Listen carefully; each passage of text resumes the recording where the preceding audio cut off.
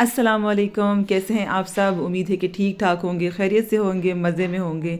जी तो ईद की थकावट ना अभी तक नहीं उतरी थी। इस दफ़ा ईद बहुत ही ज़्यादा मज़े की गुजरी है और बिल्कुल वैसी ही फीलिंग आ रही थी जैसे कि हम पाकिस्तान में ईद मना रहे होते हैं। बहुत सारे लोग आ रहे थे, जा रहे थे, तो और ईदी भी मिल रही थी बच्चों को, तो हम भी सबके घर गए और ईदी भी दी। तो सुबह जागने के बाद जब मैं किचन में गई तो वकार ने कहा कि तुम किचन में ना जाओ। तो मैंने कहा ठीक है, मेरे तो मज़े में मुझे तैयार नाश्ता मिल जाएगा। अच्छा, फिर मैं बाहर आ गई थी। बाहर बहुत ही ज़्यादा अच्छा मौसम हो रहा था और मैंने कहा थोड़ी सी फ्रेश एयर हो जाए। तो साथ साथ इतनी प्यारी लग रही थी, जो परिंदों की आवाज़ें आ रही थी। अच्छा, आज जो है मुझे जाना था ढोलकी पे। मैं बहुत ज़्यादा एक्साइटेड थी क्योंकि मैं फ़र्स्ट टाइम ढोलकी का इवेंट जो है वो यहाँ पे अटेंड करने जा रही थी। तो बस उसकी तैयारियां भी चल रही थी साथ साथ, बिल्कुल वैसे ही जैसे कि हम पाकिस्तान में अपनी किसी कज़न की शादी के लिए तैयारियां कर रहे होते हैं कि क्या पहनना है, किस तरह से अपने आप को ज्वेलरी क्या लेनी है, कौन से कपड़े पहनने हैं। तो बस एक वो जो घेमा घेमी और खुशी होती ना, वो वाला माहौल चल रहा था। और ये इनविटेशन ना मेरे लिए बिल्कुल यूनिक सी थी क्योंकि अमूमन यहाँ पे ऐसा होता है कि अगर कोई आपको किसी की बर्थडे पे बुला देता है या फिर खाने पे बुला देता है। अच्छा, छोटी सी वॉक के बाद मैं घर आ गई थी। घर में वक़ार ने फ्राइड एग बनाया हुआ था।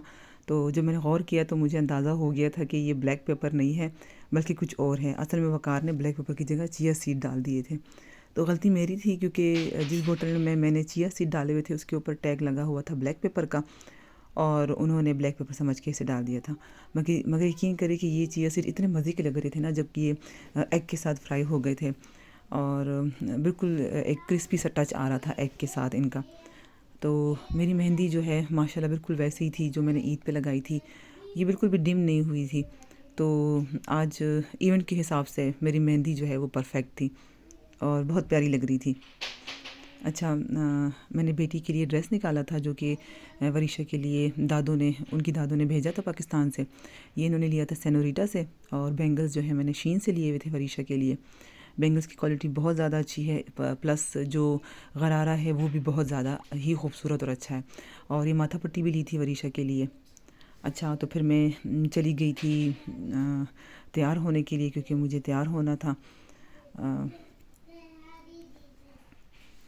तो उन्होंने मेरे बड़े प्यारे से क्यूट सा हेयर स्टाइल बनाया था और बाल भी स्ट्रेट किए थे और लाइट सा मेकअप भी किया था मेरा।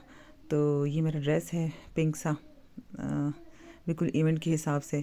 और ये मेरी गुड़िया जो कि बहुत ज़्यादा प्यारी लग रही थी इस गरारे में, मेरे ख़्याल से गरारा ही कहते हैं इसे।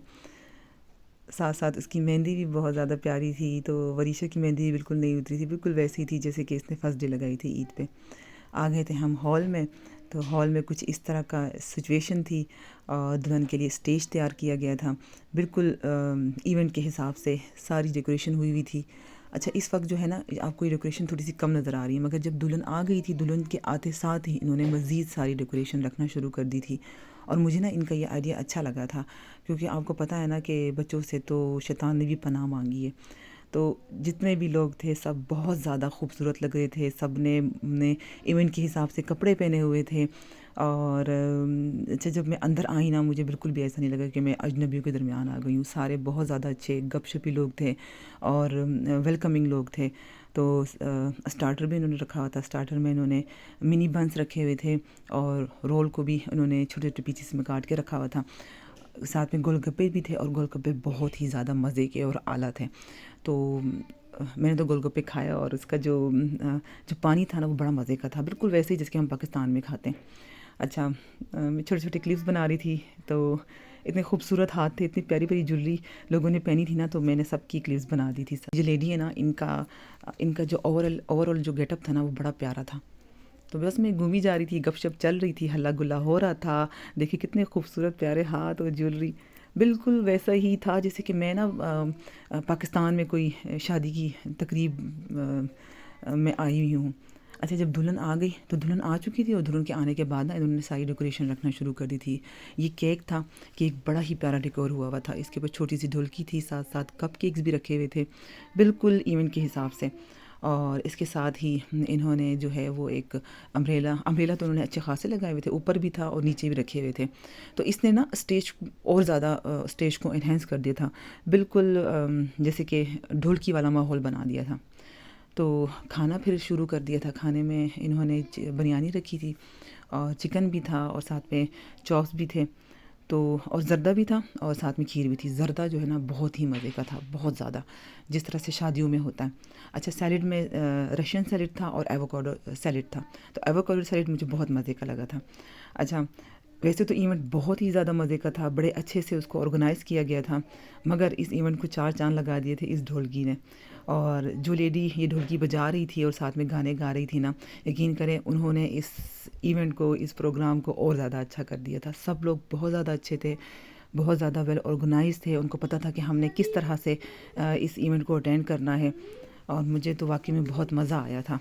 तो वो जो पाकिस्तान में जाने के जो दौरे आते हैं ना कि पाकिस्तान जाना है, वो मुझे यहाँ पे ख़त्म हो गए थे थोड़े से ना, ये सब कुछ देखने के बाद।